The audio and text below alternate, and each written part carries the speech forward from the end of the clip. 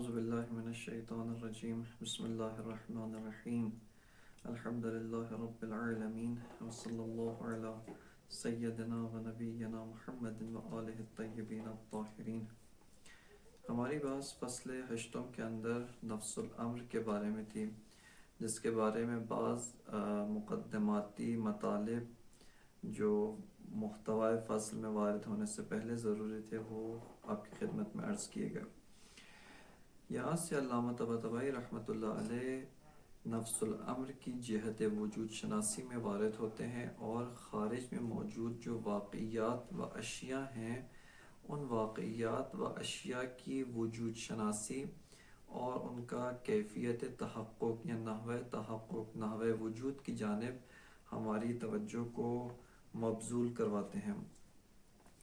علامہ Tabatabai فرماتے ہیں کہ جب ہم واقعیات خارجی کا مطالعہ کرتے ہیں اور اشیاء جو موجود ہیں ان کا مطالعہ کرتے ہیں، ہمیں یہ اشیاء چند طرح کی نظر آتی ہیں، یعنی یہ اشیاء واقعیت میں چند طرح سے و چند طبقات اور گروہ کے اندر تقسیم ہیں، جس کی اساس پر ہم ان کی طبقہ بندی اور ان کی گروہ بندی کرتے ہیں۔ علامہ فرماتے ہیں کہ ایک مرتبہ ہم جب واقعیت کا مطالعہ کرتے ہیں تو ہمیں وجود اصیل نظر آتا ہے، یعنی ایک واقعیت، ایک ہستی متن ساز ہے جس کا تحقق خارجی عین ذات ہے، یعنی اس کو خارج میں موجود ہونے کے لیے کسی اور ذات کے لیے کسی اور شے کے حیثیت تقییدیہ کے طور پہ موجود ہونے کی ضرورت نہیں ہے، بلکہ تحقق واقعیت خارجی اور اس کا موجود ہونا عین ذات ہے، اور وہ اپنی ذات اور اپنی وجہ سے، اپنے اصیل ہونے کی وجہ سے خارج میں موجود ہے۔ علامہ فرماتے ہیں کہ ایسی ذات وجود کے علاوہ کوئی اور ذات نہیں ہے، کیونکہ ہم نے اصالت وجود کی بحث میں وجود کی اصیل ہونے کو اس بات کیا ہے، اور وجود کے علاوہ بقیہ جتنی بھی ذوات ہیں، بقیہ جتنی بھی اشیاء ہیں، بقیہ جتنی بھی امور ہیں، اگرچہ خارج میں موجود ہیں لیکن اصیل نہیں ہیں، بلکہ بالوجود اور حیثیت تقییدیہ وجود کے ذریعے سے موجود ہیں۔ بس ایک طرح کا تحقق خارجی یا ایک طرح کی واقعیت حقیقی خارجی جو ہمیں نظر آتی ہے وہ وہی ذات اصیل وجود کی ہے، کہ جس کا تحقق عین ذات ہے اور اپنی ذات کی وجہ سے خارج میں موجود ہے، نہ کہ کسی اور شے کے واسطہ در عروض یا حیثیت تقییدیہ کے طور پہ موجود نہیں ہے۔ یہ ایک طرح کا تحقق ہے۔ علامہ فرماتے ہیں لیکن تحقق اور واقعیت خارجی صرف وجود کے اندر منحصر نہیں ہے، یعنی ایسا نہیں ہے کہ وجود کے علاوہ خارج میں اور واقعیت میں کوئی اور شے موجود نہیں ہے یا اس کے علاوہ کچھ بھی موجود نہیں ہے، بلکہ علامہ فرماتے ہیں اس کے علاوہ اور بھی بہت سارے حقائق اور اشیاء موجود ہیں۔ ان میں سے فرماتے ہیں ایک ماہیت ہے یا ماہیات، کہ جن ماہیات کی تعریف عموماً یوں کی جاتی ہے کہ ما یقال فی جواب ماہو، یعنی جو بھی اشیاء کی جہت اختصاصی، جس سے اشیاء ایک دوسرے سے متمایز ہوتے ہیں، جس سے اشیاء ایک دوسرے سے جدا ہوتے ہیں، اشیاء ایک دوسرے سے ان میں فرق آتا ہے، ان کو ماہیت کہا جاتا ہے، جو وجہ و لسان اختصاصی اشیاء ہیں۔ علامہ فرماتے ہیں کہ یہ ماہیات بھی یا تو خارج میں موجود ہیں یا ذہن میں موجود ہے، لیکن کسی بھی موطن میں موجود ہوں، یہ ماہیت اپنی ذات کے لحاظ سے اعتباری ہیں، اور چونکہ ذاتاً اعتباری ہیں اسی وجہ سے یہ کبھی بھی بذات خود اپنی ذات کی وجہ سے خارج میں موجود نہیں ہو سکتے، بلکہ بالوجود موجود ہیں اور وجود کے ذریعے سے موجود ہیں۔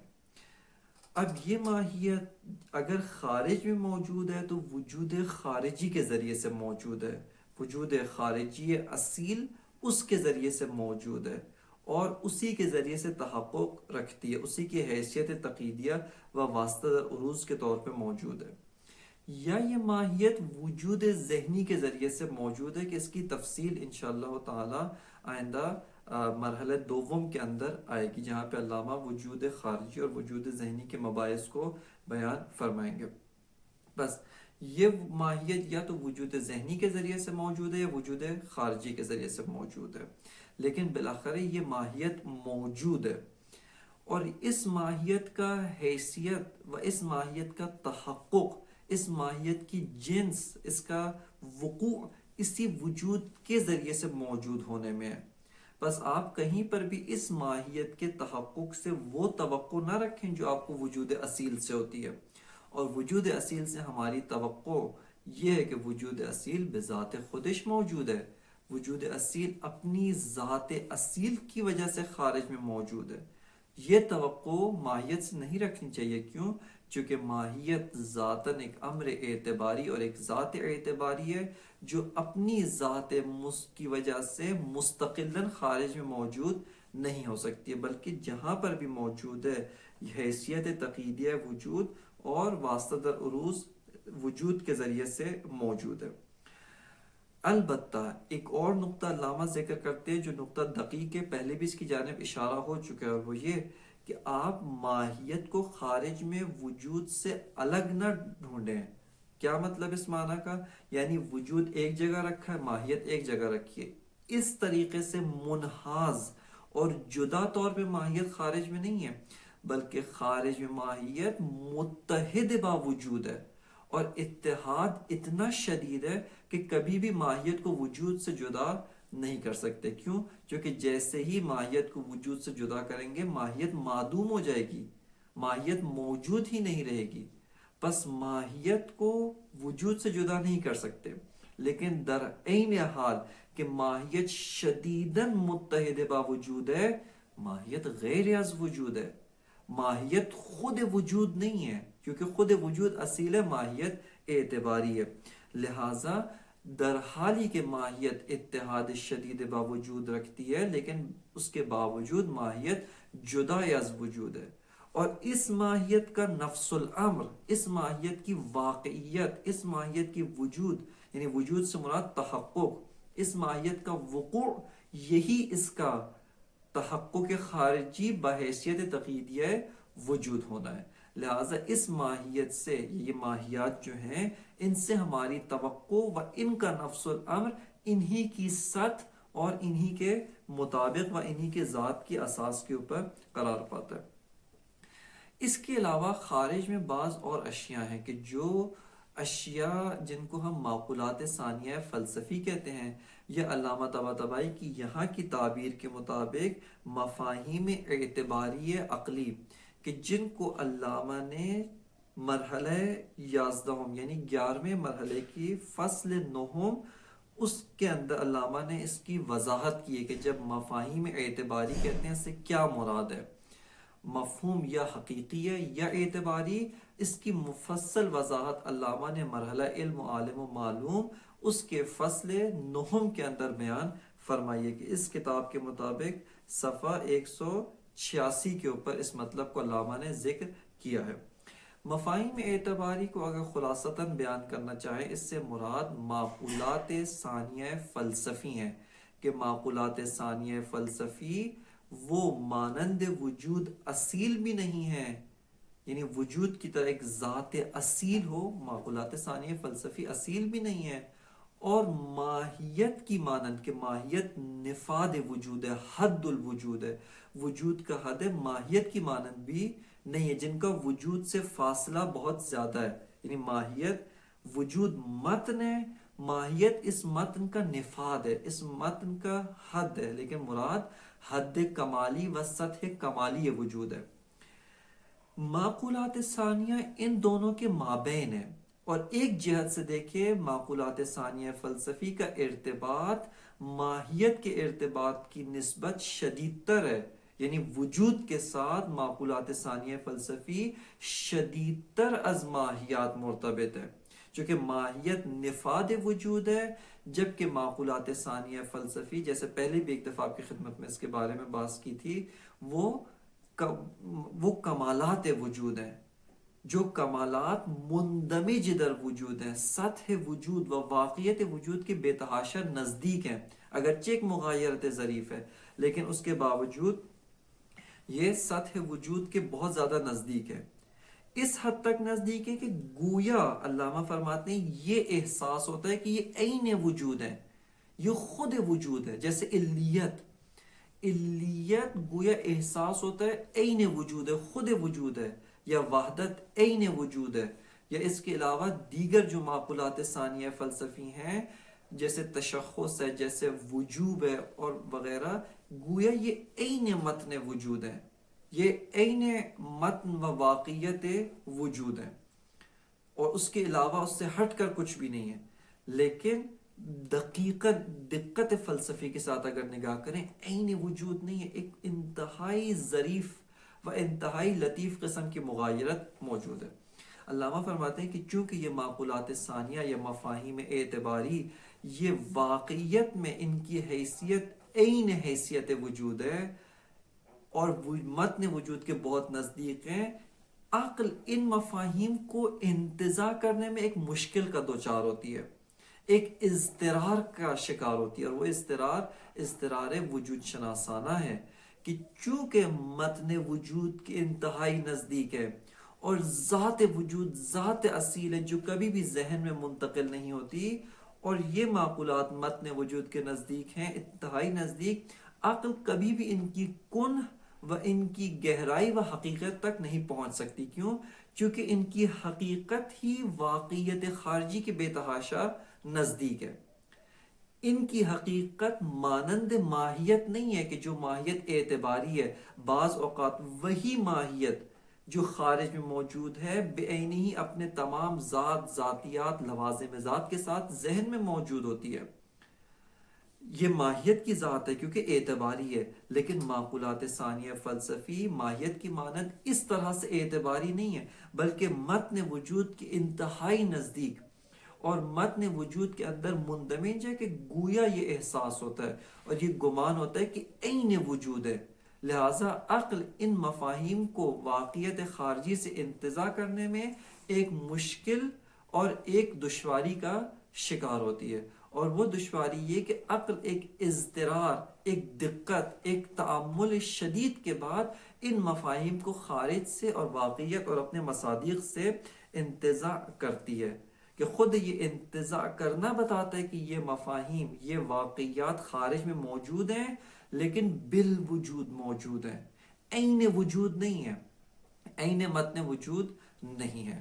بس یہ تیسری نوع کی واقعیت ہے جس کو خارج میں ہم نے پہچانا، جن کو خارج میں ہم نے شناسائی کی. علامہ فرماتے ہیں کہ یہ تین، ایک خود متن اصیل وجود، ایک واقعیت اعتباری ماہیت، واقعیت سے مراد یہ واقعی ہے، خارج میں موجود ہے، اور ایک معقولات ثانیہ فلسفی، کہ ان تینوں کو اگر لحاظ کریں یہ تینوں خارج میں موجود ہیں، یہ تینوں خارج میں تحقق رکھتے ہیں، ثبوت رکھتے ہیں، وقوع رکھتے ہیں. علامہ فرماتے ہیں ان تینوں کا اگر لحاظ کریں اس کو ثبوت عام کا نام دیتے ہیں، اور یہی ثبوت نفس الامری ہے، یہی ثبوت نفس الامری ہے، تحقق عام. اگرچہ اس تحقق عام میں بنیاد وجود اصیل کو حاصل ہے، اس تحقق عام کا منشا وجود اصیل.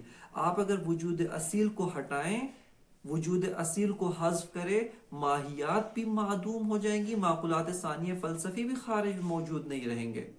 ان کا منشا وجود اصیل ہے لیکن تحقق منحصر در وجود اصیل نہیں ہے، بلکہ تحقق شامل ہے ماہیات کے تحقق کو بھی، اور تحقق شامل ہے معقولات ثانیہ فلسفی کے تحقق کو بھی شامل ہے.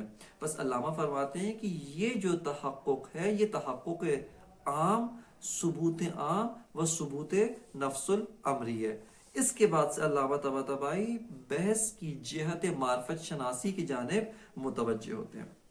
الفصل الثامن فی معنی نفس الامر، کہ 8ویں فصل مرحلہ اولا میں سے وہ معنی نفس الامر کے بارے میں ہے کہ نفس الامر کا کیا معنی ہے، نفس الامر کی کیا واقعیت اور کیا حقیقت ہے. علامہ فرماتے ہیں کہ قد ظہر من متقدم، کہتے ہیں کہ فصل رابع یعنی مرحلہ اولا کی فصل رابع اصالت الوجود میں ہم نے یہ بیان کیا ان لحقیقت الوجود ثبوتا و تحققا بنفسه، حقیقت وجود اپنی ذات کی وجہ سے متحقق ہے، اپنی ذات کی وجہ سے ثبوت رکھتی ہے. بل الوجود عین الثبوت والتحقق. فرماتے ہیں آپ یہ گمان نہ کریں، وجود کچھ اور ہے، تحقق کچھ اور ہے. ثبوت ایک شے دیگر ہے، تحقق ایک شے دیگر ہے.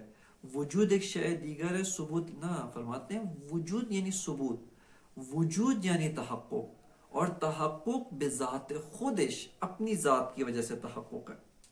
وَأَنَّ لِلْمَاهِيَاتِ، اور ماہیات کے لیے کیا ہے؟ فرماتے ہیں کہ ماہیات کہتے کسے؟ وَهِيَ الَّتِي تُقَالُ فِي جَوَابِ مَا هُوَ، کہ ماہیات جس کی تعریف یہ کہ جو جواب ما ہو، یعنی ایک اشیاء کے بارے میں جب ما ہوا سے سوال کرتے ہیں تو جواب میں ماہیت قرار پاتی ہے. ما ہوا حاضل مثلا شجر یا حاضل حجر، یا مثال کے طور پہ حاضل انسان، ما ہوا کے جواب میں ماہیت واقع ہوتی ہے. فرماتے وَأَنَّ لِلْمَاهِيَاتِ وَهِيَ الَّتِي تُقَالُ فِي جَوَابِ مَا هُوَ وَتُوجَدُ تَارَةً بِوُجُودٍ خَارِجِيٍّ فَتَظْهَرُ آثَارُهَا وَتَارَةً بِوُجُودٍ ذِهْنِيٍّ فَلَا تَتَرَتَّبُ عَلَيْهَا الْآثَارُ ثُبُوتًا وَتَحَقُّقًا بِالْوُجُودِ. کہ یہاں پہ جو بریکٹ تھا وہ بند ہوتا ہے، جو قوسین ہیں وہ بند ہوتے ہیں. عبارت یوں ہے کہ وَأَنَّ لِلْمَاهِيَاتِ ثُبُوتًا وَتَحَقُّقًا بِالْوُجُودِ، کہ ماہیات بالوجود موجود ہیں، ماہیات بالوجود تحقق رکھتے ہیں، ماہیات بالوجود ثبوت رکھتے ہیں. لا بنفس ذاتہ، نہ اپنی ذات کی وجہ سے. یہ ماہیات دو طرح سے ثبوت رکھ سکتے ہیں. یہ ماہیات جن کی تعریف کیا ہے، وہی التی تقال فی جواب ما ہو، یہ ماہیت دو طرح سے.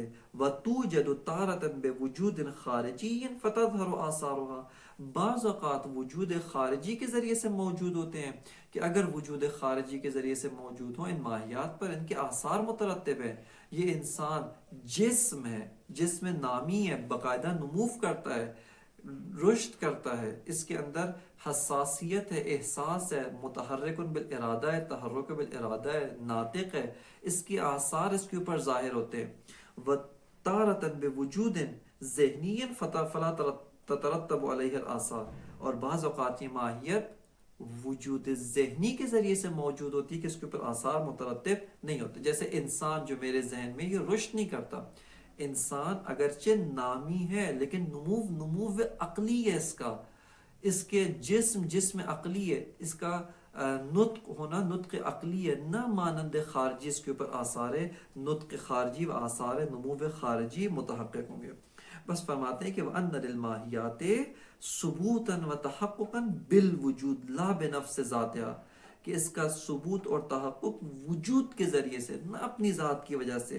وَإِن كَانَا مُتَّحِدَيْنِ فِي الْخَارِجِ، اگرچہ علامہ فرماتے ہیں خارج میں یہ دونوں اتحاد ہے، اور اتحاد بھی اتحاد شدید ہے، جدائی نہیں ہو سکتی ان میں. وجود کو ماہیت سے، ماہیت کو وجود سے جدا نہیں کر سکتے. اتحاد شدید ہے، در حالی کے ماہیت بالوجود موجود ہے. بس یہ دوسرے طرح کا تحقق اور ثبوت جو ہے وہ ہم نے جانا، جس کو علامہ نے یہاں پر بیان کیا. تیسرے طرح کا و تیسرے نوع کا تحقق اور ثبوت جس کی جانب علامہ یہاں پر توجہ ذکر فرماتے ہیں، وہ یہ کہ وَأَنَّ الْمَفَاهِيمَ الْاعْتِبَارِيَّةَ العقلیۃ، کہ جو مفاہیم اعتباری عقلی ہیں، اس قوسین کی عبارت کو بعد میں آئیں گے. اس سے پہلے کیا ہے کہ وَأَنَّ الْمَفَاهِيمَ الْاعْتِبَارِيَّةَ الْعَقْلِيَّةَ أَيْضًا لَهَا نَحْوُ ثُبُوتٍ بِثُبُوتِ مَصَادِیقِهَا الْمَحْکِیَّةِ بِهَا.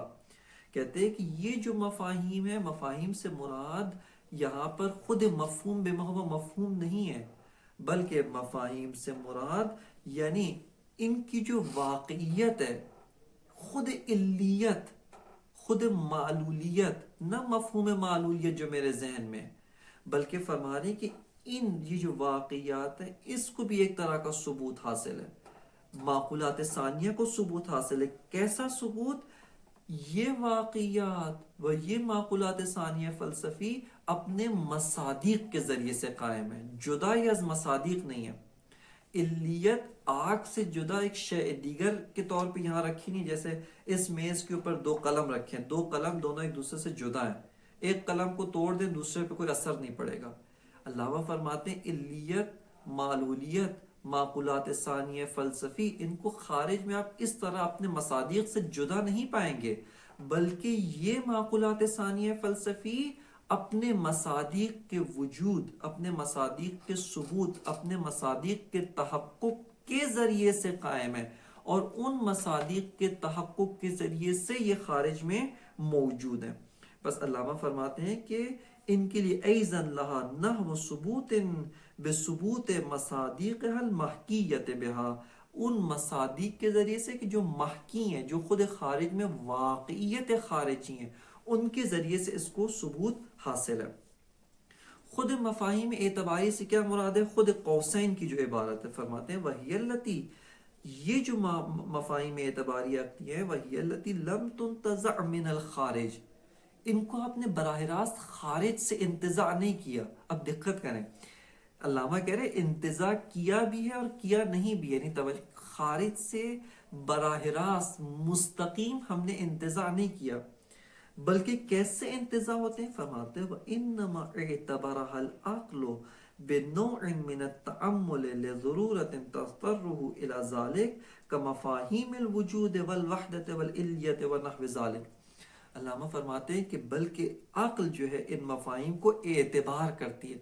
اعتبار اصطلاح ہے، جو اصطلاح قبلی اس سے جدا ایک اصطلاح ہے۔ ایک مرتبہ ہم کہتے ہیں کہ واقعیت خارجی وجود اصیل ہے، اس کے مقابلے میں اعتباری استعمال ہوتا ہے۔ یہاں پر اعتباری ایک الگ معنی میں، یعنی جو اصیل نہیں ہے۔ یہاں پر جو علامہ فرما رہے وَإِنَّمَا اعْتَبَرَهَا الْعَقْلُ، یہ اعتبار در مقابل مفہوم حقیقی ہے۔ مفہوم یا حقیقی ہوتا ہے اعتباری، کہ یہ اعتباری سے مراد نہ خود ساختہ، نہ ذہن ساختہ، بلکہ اس کی وضاحت کے لیے اگر چاہتے ہیں تفصیل سے وضاحت مشاہدہ کرنا، مرحلہ علم و عالم و معلوم جو 11واں مرحلہ ہے، اس 11ویں مرحلے کی 9ویں فصل کے اندر علامہ طباطبائی نے صفحہ 186 کے اوپر اس مطلب کو ذکر کیا ہے۔ تقسیم علم حصولی در حقیقی و غیر حقیقی وہاں پر ذکر کیا کہ بعض مفاہیم حقیقی ہیں جیسے ماہیت بے عینی ہی جیسے خارج میں اٹھ کے ذہن میں آ جاتی ہے۔ کیوں؟ کیونکہ اس کی ذات اعتباری ہے۔ یہ مفاہیم ان کی ذات وجود کے بہت نزدیک ہے، بے عینی ہی ہوا یہ اٹھ کے ذہن میں نہیں آتے، بلکہ یہاں پر عقل ایک دقت، ایک تأمل شدید، ایک اضطرار شدید کی وجہ سے عقل ان کو اعتبار کرتی ہے۔ لیکن اعتبار سے مراد فرض کرنا نہیں ہے، مفروضہ نہیں ہے۔ جیسے ایک بھوت ہے، مفہوم بھوت خارج میں نہیں موجود، لیکن ہم اس کو فرض کرتے ہیں، اعتباری ہے، خارجی نہیں ہے۔ یہ والا معنی اعتباری کا ان مفاہیم اعتباری عقلی کے بارے میں جاری نہیں ہے۔ مفاہیم اعتباری عقلی واقعی ہیں، خارجی ہیں، لیکن چونکہ متن وجود کے اتنے نزدیک ہیں کہ گویا ان کے بارے میں گمان ہوتا ہے کہ خود وجود ہیں، عین وجود ہیں، لہٰذا عقل آتی ہے، عقل خارج میں جب علیت کو پاتی ہے، ایک دقت، ایک اضطرار کے ساتھ عقل ان مفاہیم کو خارج کے ساتھ انتزاع کرتی ہے۔ لہٰذا اس تعبیر کا درست معنی یہی ہے کہ وَإِنَّ، فرماتے ہیں وَإِنَّمَا اعْتَبَرَهَا الْعَقْلُ بِنَوْعٍ مِّنَ التَّأَمُّلِ، ایک دقت، ایک تأمل کی وجہ سے، لِضَرُورَةٍ تَضْطَرُّهُ إِلَى ذَلِكَ، ایک ضرورت، ایک اضطرار کی وجہ سے ہوتا ہے۔ جیسے مثال کا مفاہیم الوجود والوحدت والعلیت ونحو ذلک، خود مفہوم وجود بے عینی ہی جس طرح سے اس کی حقیقت خارجی ہے، چونکہ اس کی حقیقت خارجی و ذات خارجی ہی عین خارجیت ہے، بس بے عینی ہی وہ ذہن میں وارد نہیں ہو سکتا۔ یہاں پر عقل ایک کردار ادا کرتی ہے جس کے ذریعے سے مفہوم وجود کو انتزاع کرتی ہے۔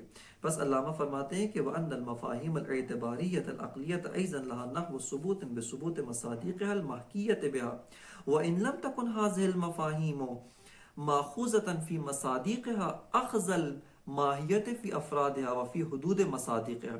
علامہ فرماتے ہیں اگرچہ جو مفاہیم عقلی اعتباری ہیں یہ اپنے مصادیق کی حدود میں، اس کی حد سے مراد وہ حد منطقی مراد ہے، ان کی حدود اور ان کی تعریف میں اس طرح سے شامل نہیں جس طرح سے ماہیت اپنے مصادیق کی حد کے اندر شامل ہوتی ہے۔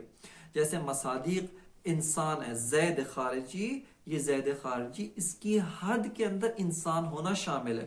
اس کی حد میں جسم نامن قابل للابعاد الثلاثہ، نامن حساس متحرک بالارادہ و ناطق، یہ سب اس کی تعریف میں شامل. علامہ فرماتے ہیں اس طریقے سے یہ مفاہیم اعتباری عقلی اپنے مصادیق کی تعریف اور ان کی حدود میں شامل نہیں. اور یہی فرق ہے معقولات ثانیہ فلسفی کا ماہیات کے ساتھ.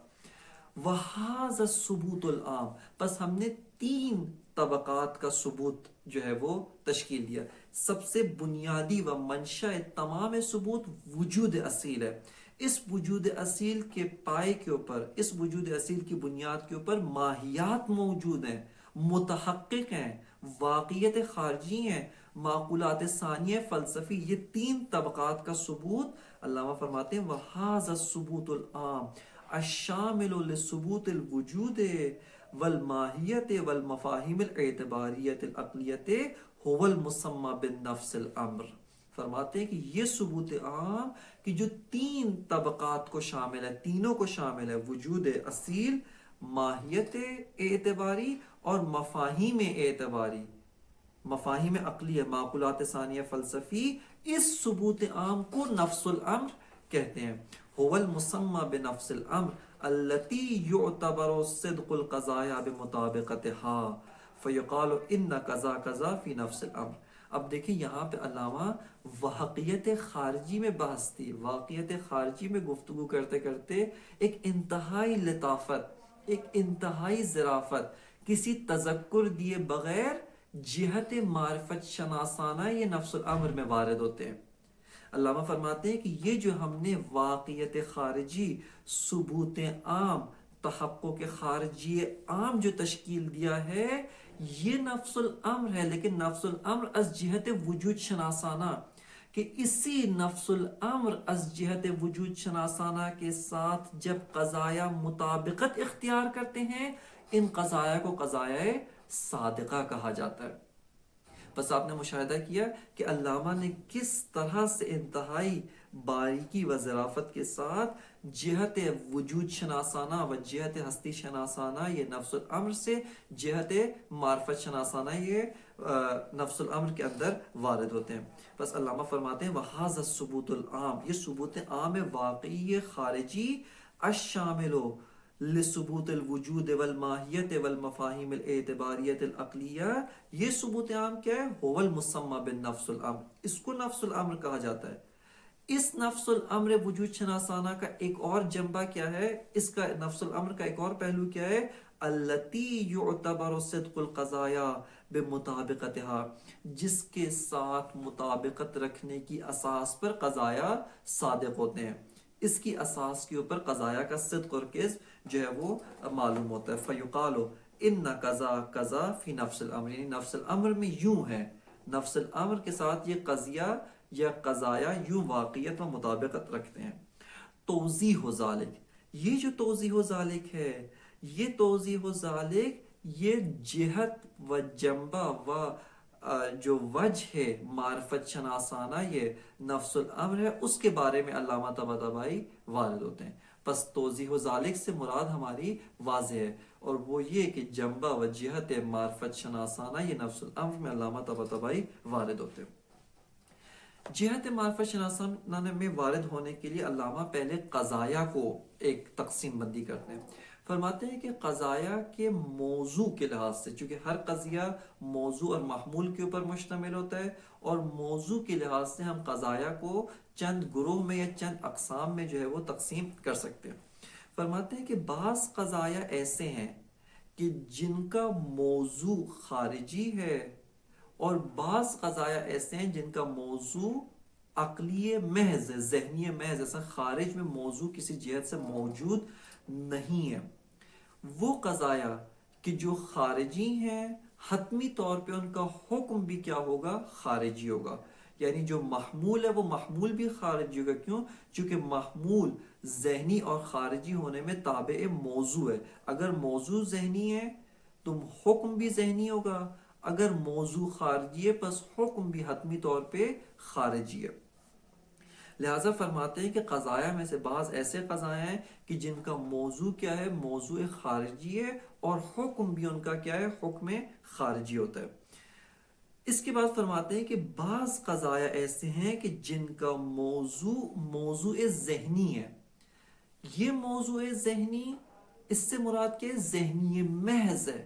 جیسے مثال کے طور پہ آپ کہتے ہیں کہ الکلیو اما جنسن یا اما ذاتی او عرضی، کلی یا ذاتی ہوتا ہے یا عرضی ہوتا ہے، غیر ذاتی ہوتا ہے۔ بس یہاں پر کلی یعنی جو ذہن میں مفہوم کلیہ یا کلی ذاتی ہے یا کلی عرضی ہے۔ بس یہ جو حکم ہے، حکم تابع موضوع ہے، موضوع ذہنی ہے، حکم بھی ذہنی ہے۔ یا فرماتے ہیں کہ نا ایک ایسی ذات ہے جیسے ماہیت بعض اوقات وجود خارجی سے موجود ہے، بعض اوقات وجود ذہنی سے، یعنی یہ ذات ذہنی محض نہیں ہے، خارجی بھی ہو سکتی ہے، لیکن ابھی اس ذات ماہوی کے اوپر اس کو ذہن ملا کر ایک حکم ذہنی اس کے اوپر حمل کیا جاتا ہے۔ مثال کے طور پہ ہم کہتے ہیں الانسان نوع، الانسان کلیون، الانسان فلان، یا الحیوان جنس۔ مثال کے طور پہ آپ کہتے ہیں کہ الناطق فصل۔ یہ سارے کے سارے جو ماہیات ہیں یہ ذہنی محض مانند کلیت، مانند جنسیت نہیں ہے کہ جنسیت کسی بھی جہت سے خارج میں موجود نہیں ہو سکتی، لیکن انسان بعض اوقات ذہنی ہے، بعض اوقات خارجی ہے۔ لہٰذا اس کو علامہ تعبیر کرتے ہیں کہ یہ جو موضوع ہے موضوع خارجی ہے۔ خارجی کا کیا معنی ہے؟ یعنی خارج میں موجود ہو سکتا ہے، لیکن اس کا جو حکم ہے وہ حکم ذہنی ہے۔ بس توجہ کریں، دقت کریں، علامہ یہ نہیں کہہ رہے کہ انسان خارجی کو ہم کلی کہہ رہے ہیں، اصلا محال ہے۔ علامہ فرما رہے ہیں کہ یہ جو موضوع ہے موضوع ذہنی ہے، درست ہے۔ یہ جو موضوع ذہنی ہے دو طرح کا، یا ذہنی محض ہے کہ کسی بھی جہت سے خارجی نہیں ہو سکتا، اس کو فرماتے ہیں کہ موضوع بھی ذہنی ہے، محمول بھی ذہنی ہے، حکم بھی ذہنی ہے، اور نسبت بھی ذہن میں۔ یا موضوع اس کے علاوہ ہے، موضوع ایسا ہے کہ ابھی ذہن میں ہے لیکن خارج میں موجود ہو سکتا ہے، مانند ماہیات، لیکن ابھی اس موضوع کو لحاظ ذہن کے ساتھ لحاظ کر کے اور اعتبار کر کے اس معمول کو اس کے اوپر حمل کرتے ہیں۔ جیسے کہا جاتا ہے الانسانو کلیون، الانسانو نوع۔ بس علامہ طباطبائی فرماتے ہیں کہ یہ جو قضایا کی جتنی اقسام ہیں، ان ساری اقسام کا جو نفس الامر ہے وہی ان کا محکی ہے۔ اگر قضیہ خود وجود کے بارے میں الوجود اصیل، اس کا مطابق صیغہ مفعول کے ساتھ اس کا محکی خود وجود اصیل خارجی متن ساز ہے، وہی اس کا محکی ہے اور وہی اس کا نفس الامر ہے۔ اگر قضیہ ماہیت کے بارے میں اور حکم خارجی ہے، الانسان ضاحک فی الخارج، فرماتے ہیں کہ اس کا محکی، اس کا نفس الامر وہی انسان، وہی ماہیت انسان جو اعتباری ہے، وجود کے ذریعے سے موجود ہے لیکن ثبوت عام میں شامل ہے، ثبوت عام اس کو بھی شامل ہے۔ علامہ فرماتے ہیں کہ یہ اس کے ذریعے سے اس کا نفس الامر متحقق ہے، اور اس قضیے کا صدق اور کذب ہمیں اس نفس الامر کے ساتھ مقایسہ کر کے دیکھنا چاہیے۔ لیکن وہ قضایا کہ جو ذہنی ہیں، جو ایک امر ذہنی ہے، علامہ فرماتے ہیں کہ ان کا نفس الامر اگر دیکھنا چاہتے ہیں اس کو خارج کے ساتھ مقایسہ نہ کریں، بلکہ اس کو ذہن میں موجود واقعات ذہنی کے ساتھ مقایسہ کر کے ان کا صدق اور کذب معلوم کیا جا سکتا ہے۔ لہٰذا اگر آپ یہ قضیہ تشکیل دیں کہ یہ جو میرے ذہن میں مفہوم زید ہے، زید کلیون، مفہوم زید کلیون، یہ قضیہ کاذب ہے۔ کیوں؟ چونکہ مطابق با نفس الامر نہیں ہے۔ مفہوم زید ایک مفہوم جزئی ہے، نہ مفہوم کلی، اور یہ قضیہ ذہن کے ساتھ مطابقت نہیں رکھتا، اپنے نفس الامر کے ساتھ مطابقت نہیں رکھتا، لہٰذا یہ قضیہ کاذب ہے نہ کہ صادق ہے۔ بس فرماتے ہیں توضیح ذالک، یہ جو مطابقت قضایا با نفس الامر جہت معرفت شناسانہ یہ نفس الامر، اس کی وضاحت یہ ہے ان من القضایا ما موضوعها خارجی بحکم خارجی فرماتے ہیں قضایا میں سے بعض، یعنی من القضایا من تبعیضیہ بعض کے لیے، کیونکہ اس کے بعد آتا ہے ان من القضایا ما موضوعہ خارجی و منہا ما موضوعہ ذہنی، دو سطر کے بعد علامہ فرماتے ہیں بعض وہ جن کا موضوع ذہنی ہے. بس فرماتے ہیں ان من القضایا، قضایا میں سے بعض وہ ہیں جن کا موضوع خارجی ہے، حقیقت خارجی ہے، لیکن اور حکم بھی کیا ہے، بے حکم خارجی ہے، محمول بھی خارجی ہے، موضوع بھی ناظر بے خارج ہے، محمول بھی ناظر بے خارج ہے. کقولنا الواجب تعالی موجود، واجب الوجود موجود ہے، واجب الوجود خارج میں موجود ہے، نہ ایک امر ذہنی ہے. وقولنا خرج من فی البلد، یعنی جو بھی شہر میں لوگ تھے وہ سب کے سب شہر سے خارج ہو گئے. یہ واقعیت خارجی ہے، اس کا موضوع من فی البلد وہ بھی خارج میں ہے، اور حکم یعنی حکم خروج خرجہ یہ بھی خارج میں موجود ہے. وقولنا الانسان ضاحک بالقوت، فرماتے انسان ضاحک بالقوہ. اب توجہ کریں یہاں پر، ایک مرتبہ علامہ فرمائیں گے انسان ضاحک بالقوہ، اس کو علامہ نے فرمایا موضوعہ خارجی، اور اس کا موضوع خارج میں ہے. انسان خارجی ضاحک ہے، انسان خارجی کے اوپر حکم ذہ کے خارجی لاگو ہوتا ہے. اور ایک مرتبہ علامہ انسان کی مثال دو سطر نیچے دیں گے، وہ ہے الانسان نوع، چونکہ ماہیت انسان مرسل ہے، بعض اوقات ذہنی بھی ہو سکتی ہے، بعض اوقات خارجی بھی ہو سکتی ہے. جب خارج میں ہے تو اس کا حکم، یہ ماہیت، یہ موضوع خارج میں ہے اور حکم بھی خارج میں ہے. بس فرماتے ہیں وقولنا الانسان ضاحک بالقوہ، فرماتے ہیں وصدق الحکم فیہا بمطابقتہ للوجود العینی. فرماتے ہیں کہ یہ جو قضایا ہے جن کا موضوع خارج ہے، جن کا موضوع عین ہے نہ کہ ذہن ہے، ان کا صدق مطابقت موضوع و مطابقت حکم با وجود خارجی ہے. وجود اصیل مراد نہیں ہے، وہ ثبوت عام. فرماتے ہیں وصدق الحکم فیہا، کہ ان قضایا میں حکم کا صادق ہونا، ان قضایا کا صادق ہونا، یہ مطابقت ہی یعنی اس حکم کا مطابق ہونا للوجود العینی، واقعیت عینی کے ساتھ، وہ جو ثبوت عام خارجی اس کے ساتھ مطابقت رکھتا ہو، یہ قضایا صادق ہے. خب اس کے بعد فرماتے ہیں ومنہا، انہی قضایا میں سے بعض وہ ہیں ما موضوعہ ذہنی بحکم ذہنی او خارجی ماخوذ بحکم ذہنی. خارجیوں سے مراد جو ہے واضح کیا آپ کے سامنے، خارجی نہ خارج میں لیکن حکم ذہنی، یہ ممکن نہیں ہے.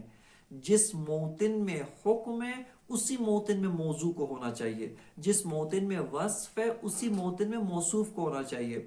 بلکہ خارجی سے کیا مراد ہے، یعنی وہ موضوع کی جو ذہنی محض نہیں ہے بلکہ خارج میں موجود ہو سکتا ہے. فرماتے ہیں کہ بعض قضایا وہ ہیں جن کا موضوع ذہنی ہے، یعنی ذہنی محض ہے، بے حکم ذہنی، اور حکم و محمول بھی ذہنی ہے. اور خارجی، یا موضوع خارجی ہے لیکن ماخوذ بے حکم ذہنی ہے. مثال، پہلی مثال اس کے لیے کہ موضوع ذہنی ہے، حکم بھی ذہنی. کقولنا الکلی اما ذاتی او عرضی، کلی مفہوم کلی یا ذاتی ہے یا عرضی. خارج میں کلی نہیں ہے، خارج میں ذاتی نہیں ہے، خارج میں عرضی نہیں ہے، یہ حکم بھی ذہنی ہے، موضوع بھی ذہنی ہے. دوسری مثال خارجی ماخوذ بحکم ذہنی، یعنی موضوع خارج میں موجود ہو سکتا ہے لیکن اسی موضوع کا ذہنی، یہ ماہیت انسان جو خارج میں ہے اسی کو ذہنی کر کے ہم حکم اس کے اوپر، حکم ذہنی جو ہے اس کے اوپر حمل کرتے ہیں. فرماتے ہیں کہ جیسے مثال کہ الانسان نوع، انسان نوع ہے، کہ نوعیت خارج میں موجود نہیں ہے بلکہ ذہن میں موجود ہے. فرماتے ہیں وصدق الحکم فیہا، اس طرح کے قضایا جن کا موضوع ذہنی ہے بمطابقت ہی للذہن، مطابقت حکم رکھتا ہو کس کے ساتھ، ذہن کے ساتھ. یہاں پر ان قضایا کو صادق کہا جائے گا، یہاں پر ان قضایا کے اوپر حکم صدق جو ہے وہ عارض ہوگا. پس فرماتے ہیں کہ فثبوت النفس الامری، پس فرماتے ہیں نتیجہ کیا لیا آپ نے، فرماتے ہیں ہم نے شروع کیا تھا وجود اصیل سے. وجود اصیل ہے، اس کا تحقق اپنی ذات کے ساتھ. ماہیت بالوجود موجود ہے، معقولات ثانیہ فلسفی بالوجود موجود ہے۔ فرماتے ہیں کہ یہ ثبوت عام خارجی، حتیٰ نفس الامر اس سے بھی زیادہ وسیع تر ہے، وہ ثبوت ذہنی کو بھی شامل ہے اور مطابق ذہنی، محکی ذہنی کو بھی شامل ہے۔ بس فرماتے ہیں کہ فثبوت النفس الامری اعم مطلقا من کل من الثبوت الذہنی والخارجی۔ بس فرماتے ہیں کہ یہ جو ثبوت نفس الامری، یہ اصطلاح نفس الامر اعم من الذہن و خارج ہے، چاہے اس کا محکی ذہن میں موجود ہو، ذہن میں موجود ہے، بس اس کا مطابق بھی ذہن میں، اور اگر وہ قضیہ اس ذہن کے ساتھ مطابقت رکھتا ہے صادق ہے، اور اگر اس کا محکی خارج میں موجود ہے اور وہ قضیہ اس کے ساتھ مطابقت رکھتا ہے، یہ قضیہ صادقہ ہے۔ بس فرماتے ہیں فثبوت النفس الامری عام و مطلقا من کل من الثبوت الذہنی والخارجی۔ وقیلا، یہاں پہ علامہ طباطبائی اپنے نفس الامر کے مبنی اور قول کو بیان کرنے کے بعد سے ایک قول مخالف و نظریہ مخالف کے جو منسوب بے جناب محقق طوسی، جناب محقق نصیر الدین طوسی، ان کے ساتھ جو ہے انہوں نے یہ نظریہ پیش کیا اور ان کی جانب منسوب ہے، اس کو قیل کے طور پہ ذکر فرماتے ہیں اور اس کو رد کرتے ہیں اور اس کے اوپر اشکال وارد کرتے ہیں۔ یہ نظریہ جناب محقق طوسی نے وہ کشف المراد فی شرح تجرید الاعتقاد، یعنی شرح تجرید الاعتقاد جناب ملا نصیر الدین طوسی کی اپنی کتاب ہے، کتاب کلامی ہے، جس کے اندر انہوں نے مباحث فلسفی کو بھی ذکر کیا، یعنی کلام فلسفی ہے، فلسفے کی بنیاد پر انہوں نے مباحث کلامی کو پیش کیا ہے۔ اس کی شرح جناب علامہ حلی رضوان اللہ نے ذکر کی ہے، لکھی تھی، جو کشف المراد کے نام سے مشہور ہے۔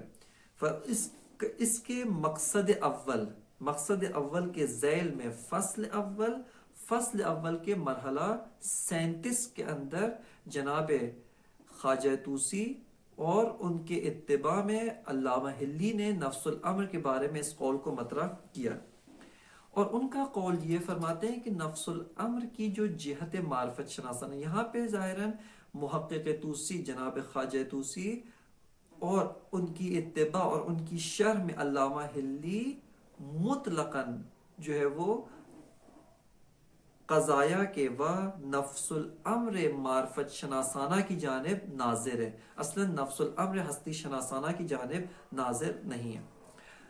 جناب خواجہ طوسی فرماتے ہیں کہ اگر آپ اپنے قضایا کا صدق اور کذب دیکھنا چاہتے ہیں قضایا صادق ہیں یا کاذب، ان میں خطا ہے یا خطا نہیں ہے، فرماتے ہیں کہ آپ ان قضایا کا صدق اور کذب کس چیز کے ساتھ مشاہدہ کریں؟